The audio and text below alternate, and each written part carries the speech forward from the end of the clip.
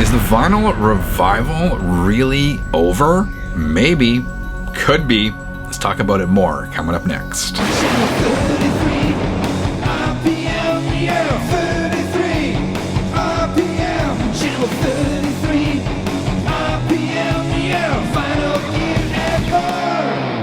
Hi, my name is Frank. Welcome back to Channel 33 RPM, your channel for vinyl, gear, and more.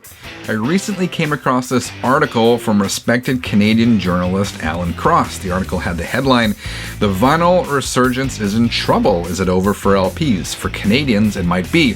Obviously, a very alarming headline and one designed to get people to click on the story. But Alan did make some really good points here, which got me thinking, is the vinyl revival in trouble, not only here in Canada, but around the world? Let's explore this. Dear 33ers, remember to subscribe and hit the notification bell. A thumbs up also helps this channel continue to grow. I appreciate your support. Alan's main point in this article is that sales of records, despite popular myth, have tanked in recent months, at least here in Canada. The numbers he quotes in the article is that fewer than 400,000 pieces of new vinyl have been sold in stores throughout Canada so far this year, a drop of over 26% from the same point in 2019. Alan figures this is due to a number of factors. First of all, stores were closed this year for several months due to the world situation. Of course, guys like you and me continued to buy records. I bought records from Amazon and Discogs. Nonetheless, stores took a big hit. Just ask any record store owner. The article also points out that it's getting really expensive to buy vinyl. I did a quick scan of Amazon's most popular releases this week, and yes, for sure, prices are creeping up. So I guess releases from Amy Winehouse and Billie Eilish are still hovering around the $25 Canadian mark, which is about US $20. That's not bad at all. But look at some of the other prices. Bob Marley Legend is creeping close to $30, and Rumors is almost $35 Canadian, which is getting kind of crazy, particularly in these times where people are out of work and have to make some really tough decisions about where to spend their money. A couple other factors Alan cites in his article about slagging sales. One of them is the February fire at Apollo Masters. Apollo Masters is one of only 2 plants in the world that make the lacquer masters required by record pressing plants to crank out new records.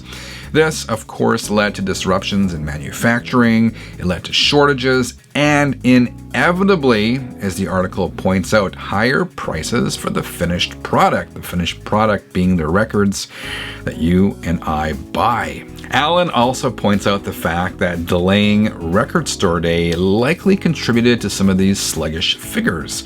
As we all know, Record Store Day typically takes place in April, but this year it was moved to 3 dates, in August, September, and October. Record Store Day, of course, is a huge sales day for record stores across the world, so without it, obviously, record sales and revenue are going to be down. Interestingly, in all these figures, it seems like Canada is a bit of an anomaly.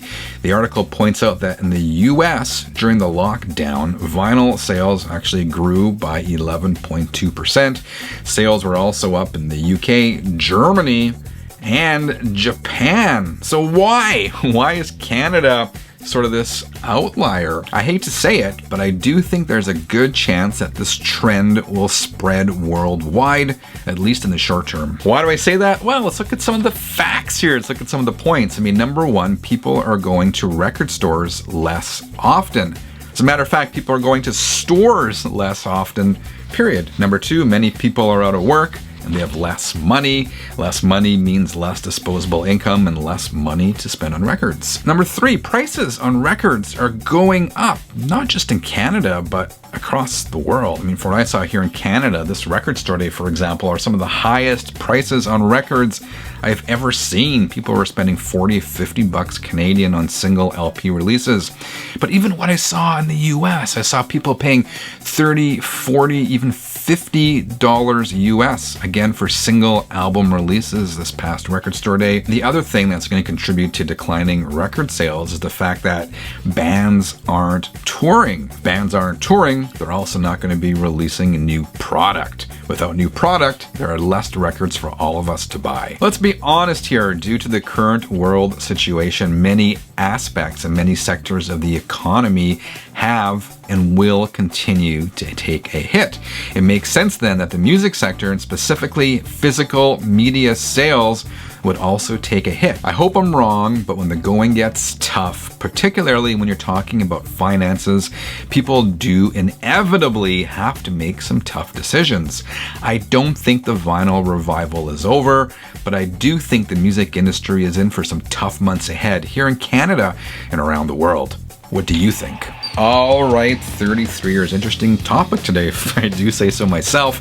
How is the music industry going to fare given this ongoing world situation? The going is tough here in Canada and, of course, around the world. What do you think? Have you slowed down on your vinyl purchases? Have you noticed any trends? I'd love to know. Let's talk about it in the comments below. Remember, if you dug today's video, I'd appreciate a quick thumbs up. If you haven't subscribed, click that button. All that good stuff. Until next time, dear 33ers, keep on spinning.